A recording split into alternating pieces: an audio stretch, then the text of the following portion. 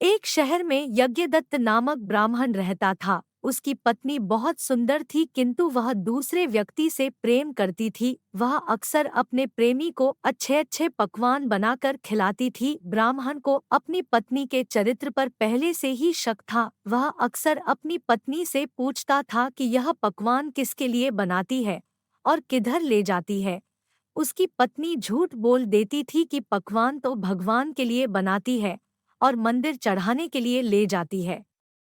एक दिन उसका पति मंदिर आ गया और भगवान की मूर्ति के पीछे छिप गया। ब्राह्मण की पत्नी मंदिर आई और पूजा करने के बाद भगवान से बोली, हे भगवान, मेरे पति को अंधा कर दे। ब्राह्मण मूर्ति के पीछे सब सुन रहा था और ब्राह्मण आवाज बदलकर बोला, तुम घर जाओ और अपने पति को खूब मीठे मीठे पकवान बनाकर खिलाओ, इससे उसे मधुमेह की बीमारी हो जाएगी और वह धीरे धीरे अंधा हो जाएगा।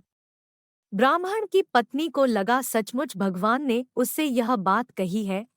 वह प्रसन्न होकर घर आ गई और प्रतिदिन अपने पति को मीठे मीठे पकवान बनाकर खिलाने लगी। ब्राह्मण भी धीरे धीरे अंधा होने का नाटक करने लगा। ब्राह्मण की पत्नी को लगा भगवान की कृपा से उसका पति अंधा हो गया है।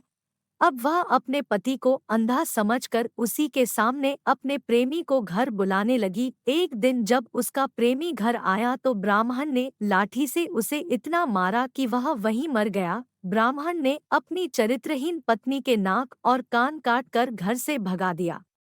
शिक्षा, बुरे काम का बुरा नतीजा। हिंदी कहानी से हमें शिक्षा मिलती है, कभी किसी के साथ विश्वासघात नहीं करना चाहिए।